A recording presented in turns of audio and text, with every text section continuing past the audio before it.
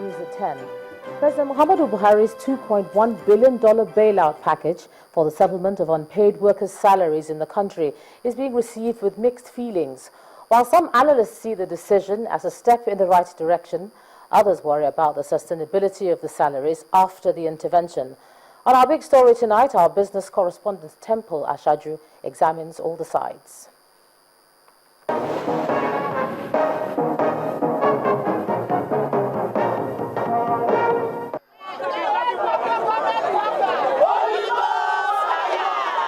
Reports of Nigerian workers owed several months of salaries cut across the federal government and about 12 state governments. 3 days ago, President Muhammadu Buhari announced a record $2.1 billion cash bailout to offset the arrears of government salaries running into estimated 658 billion naira. That money is expected to hit the banking system this week. This gesture, however, has elicited different reactions. It is a good demonstration of concern on the part of the President of the Federal Republic of Nigeria to have come to the aid of the states. It's going to bring a lot of succor to a lot of families, and I think it's a step that needs to be commended. But the process also needs to be properly monitored to achieve the desired objectives. The bailout fund had been sourced from the $1.81 billion corporate income tax paid into the coffers of the federal government by the Nigeria Liquefied Natural Gas Company, or NLNG. The central bank is also supporting this bailout program with a soft loan of about 300 billion naira to help ease the state government's immediate financial or cash burden. This action has been critiqued on the reasoning about the survival of the states after the special intervention timeout. In terms of the bailout of the funds, I think the key word is the word bailout. I think we had no choice than to resolve the crisis with the states. However, what I believe will happen with the central bank is that they're going to take a look at those states and then do some what you call some sovereign readjustments for them, i.e. look at the terms of those things. Otherwise, if we don't do that, they may still have to come back. But nothing has changed in the fundamentals. No new revenue is going to come in at the federal level for us to share. Believe me, honestly, it's not something that I really welcome because this is just a temporary cushion for the state government. So what will happen after paying all these salaries? What will happen next month? What will happen in 2 months? What will happen in 6 months? As eyes are set on the multi-billion naira package hitting several bank accounts, at least by the weekend, the central bank explained its role in the bailout deal. The CBN is also meant to contribute between 250 to 300. That's what I'm agreeing with you, that is it. It's not a contribution, it's a soft loan. So where are we? Has this been released? Is it going to be released? But if it's going to be released, it's going to be released to you, to be released to the federal government. So the issues are between the central bank and the federal government, which owns the central bank. So the central bank is handling those issues with the federal government. Data varies on how much each of the 12 salary-owing states have in arrears, but these figures appear to be quite consistent, as reported in the media. Most of our governors are so reckless, so they really need to check their background and see where they are being reckless, where they are being spending too much lavishly, and cut down the expenses. Like most of the convoy they use when they go out, about 10, 20 vehicles, they don't need it. So to me, the government needs to find a way in order not to be spoon-feeding the state governments. Let them create employment in their own place. Let them create their own revenues in their own state. And I believe it could be done through agriculture. Africa's largest oil producer gets about 80% of its revenue from crude oil. But since the 2014 decline and sluggish recovery in oil prices, several state governments have been experiencing significant cash flow problems. With the recent central bank's report that the country's currency reserves has increased to nearly $32 billion, perhaps this unprecedented state government bailout program might just be the first and the last. Temple Ashaju for Big Story, Channels Television News.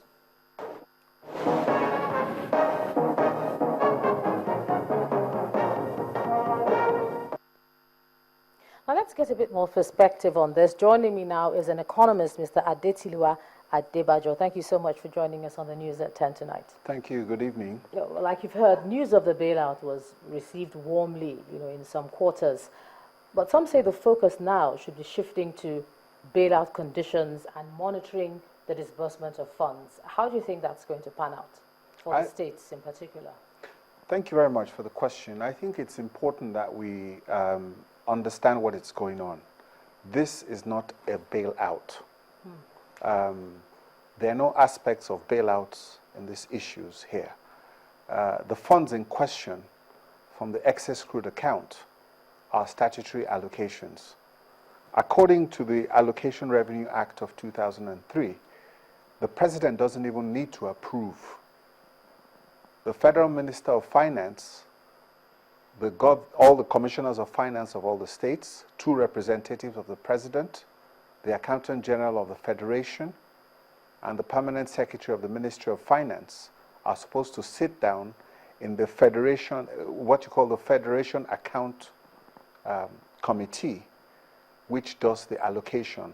And their job is twofold, is to ensure that the funds that are due to the states are paid on time into the state's account. But some people will not agree with you, and they say what the federal government has actually done is carve out this particular amount to soothe the debt that the states are owing at the moment, and it is not actually part of that federation account the that you're debt talking that the about. states are owing is nobody's business but the state's business. But it is the business of the states to find out how they're going to get out of the crisis without looking to the federation account. It is not a crisis, it is a self-inflicted situation of mismanagement, financial mismanagement at the state level. There is an excess crude account. The funds are coming from 2 sources. It's excess crude account. In 2008, the excess crude account was $18 billion. That was what saw us through the financial crisis of that point in time. That fund was depleted from 18 billion to about 5 billion by 2011. As of last year, the fund was only $3 billion in the excess crude account. Last month, there was only $2 billion left in the excess crude account. And now they have agreed that they're going to take out $1.7 billion out of the excess crude account, remaining only $300 million in the excess crude account. What about the $300 billion that the CBN is offering to also give us? Is that also part of the federal allocation? We'll get to that. Okay, so let's clarify the first issues in terms of the excess crude account. That is a statutory allocation. So we've depleted that account from $18 billion in 2008 to only $300 million as of today. So that is statutory. The next fund which was talked about was the tax that the LNG paid of about $2.1 billion or so. The tax goes directly into the Federation account.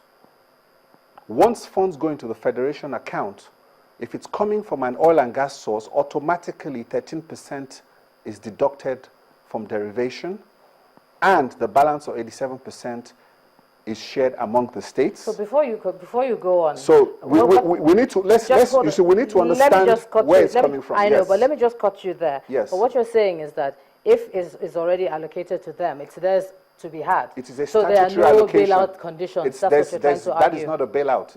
It's by law. If you read the Allocation Revenue Act of 2003, it is statutory. That is their funds. And there's a sharing formula for that money. Okay. Now, we can now go back to the arrangement that is being done by not even the central bank, but by the Debt Management Office. Now, that is now what you can look at in terms of how they're restructuring some of their facilities. So they have now instructed the Debt Management Office to look at some of the commercial loans some of these states have, indebtedness to banks that are being borrowed at about 24-25%, to find out how they can swap out those bank loans for government paper, whereby they can extend and soften the repayment terms for those loans over a longer period for the states. Now they're going to restructure some of that debt by swapping them from commercial loans into public government paper. They've also instructed the central bank to look at some sort of package that they can put together. But in doing all this, it's all about financing a $3 trillion deficit gap. So at the end of the day, the government is either going to print money or they're going to raise bonds to be able to finance this deficit. So it is only when we start talking about what the Debt Management Office is doing and what the central bank might do that we might see what they'll do. But again, it's going to be about increasing the debt stock. So the $60 billion we have in our domestic debt profile will probably have to go up by another $5 billion this year. All right, thank you so much, Economist Mr. Adetiliwa Adebajo, for sharing your thoughts with us on the news at 10 tonight. Well, the Anambra State Governor, Willie Obiano, has promised to take the issue of girl-child education very seriously. This promise was made during the first round of the 2015 Maternal, Newborn and Child Health Week in the state. Governor Obiano emphasized how important it is to train the girl child while advising the people to take maternal child health care very seriously.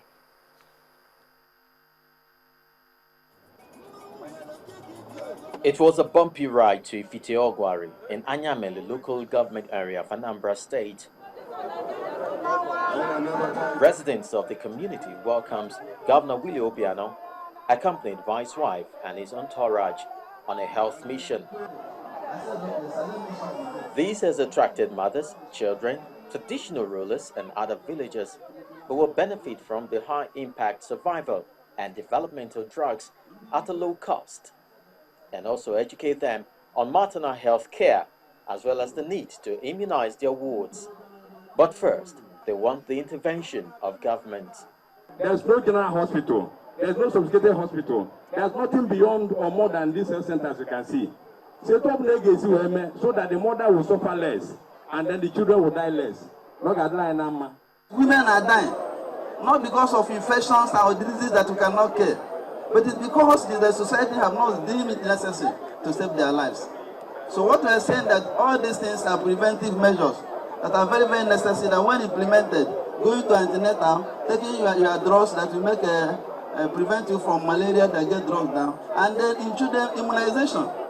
Demonstrating how important it is to prevent disease rather than cure, Governor Obiano washes his hand before administering vaccine to the children.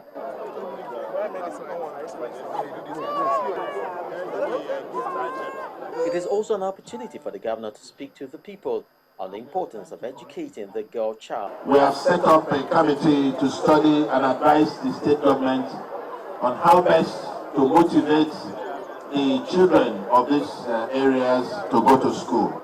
Farming is very good, so we are not saying that farmers here are not doing well. And one of the things we are doing now is to bring classrooms to your farms, so that as you go to farm, your children will be at school.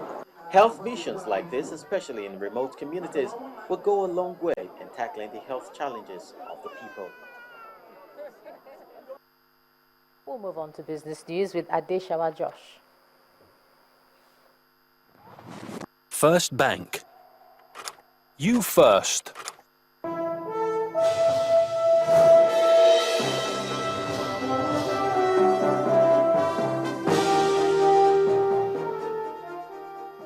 Hello, good evening. Welcome to Business News. I am Adeshawa Josh.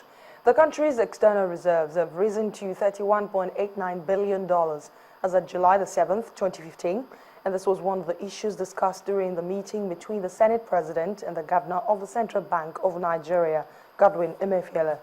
Mr. Emefiele attributes the increase to efforts by President Muhammadu Buhari to plug all leakages in the economy.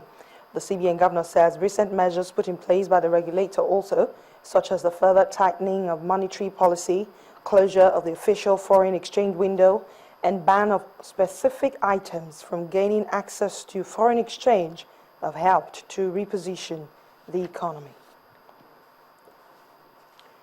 Nigeria and Greece are two countries on two different continents faced with socio-economic troubles, but the two countries have signed a deal that will enable Nigerian ship owners to own vessels that will be transferred to them by their Greek counterparts. At a ceremony held recently in Lagos, Nigerian ship owners were offered 40 ships of various tonnage and class from Greece, with ownership transfer after a period of 24 months. Nigeria imports about 1.7 billion liters of petroleum products each month, but does not own a single vessel to participate in the global maritime trade. Well, this new vessel acquisition agreement will help Nigeria to protect its maritime industry and ensure indigenous participation in the shipping business worth some $3 trillion annually. Nigeria's equities market shed another 0.82% today, bringing the all-share index to 31,768.23 points. Christy Cole has the details.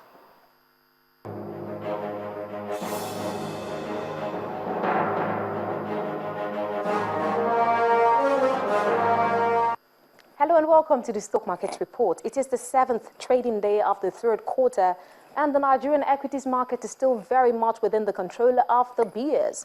The market shed another 0.82%, bringing the all-share index to 31,768.23 points. Forte Oil is the top of the losers chart with a 9.74 naira share price cut. Guinness share price is down 7.31 naira, while all major Seplat also shed 4 naira and 89 kobo. On the gainers table, sentiments are mixed as Owando gains a marginal 38 kobo. Cement Company of Northern Nigeria gained 31 kobo, while Dangote Cement share price went up by 30 kobo. Banking stocks are yet to let go of their hold on the volumes table, with Zenith, Access and FCMB clearly in the lead. Zenith Bank pulled sales of 72 million units. Access Bank sold 25.6 million, while FCMB sold 14.8 million units. Now, by the time the closing gong went off, 222 million shares had been exchanged for 4.25 billion naira in 3,714 deals. And that's the Stock Market Report. I am Christy Cole.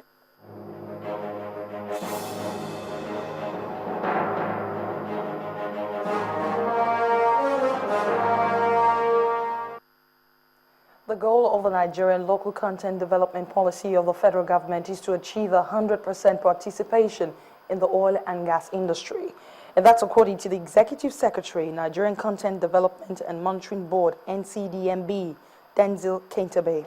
At the commissioning of the project, the Managing Director and Chief Executive Officer, Bell Oil and Gas, Kayode Thomas, told Channels Television that GRE is a good answer to corrosion from chemical attack, microbial-induced galvanic, or any kind of corrosion, and the spooling yard is the first of its kind in Africa. It's a wet day, but that did not stop the management and staff of Bell Oil and Gas Limited and their allies in the oil and gas industry from converging on the premises of the oil servicing company in Port Harcourt, the River State capital. The occasion is the commissioning of Bell Oil and Gas glass fiber reinforced epoxy spooling yard.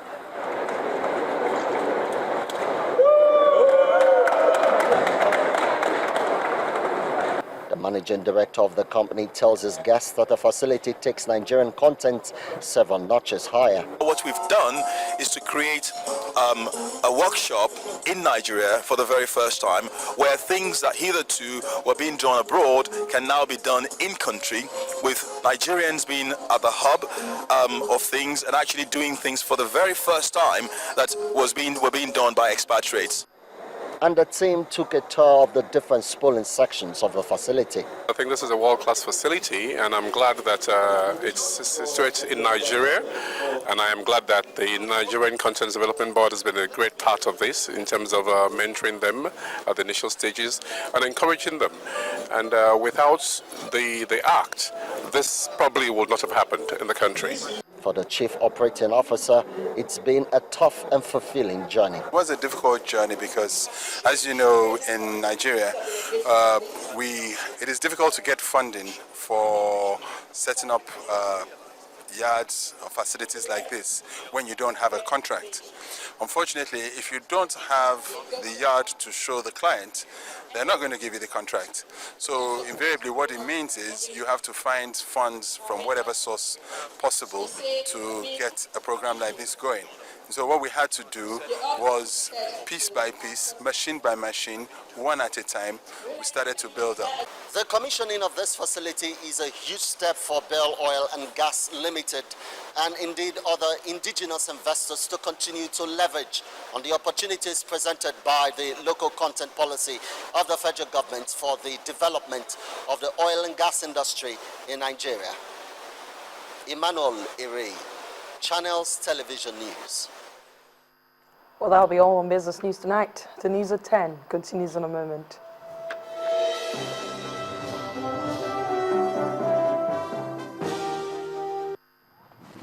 First Bank. You first. Next on the news at 10, Serena Williams beats rival Maria Sharapova 6-2, 6-4 to book a place at Wimbledon's Championships final. That's on sports. To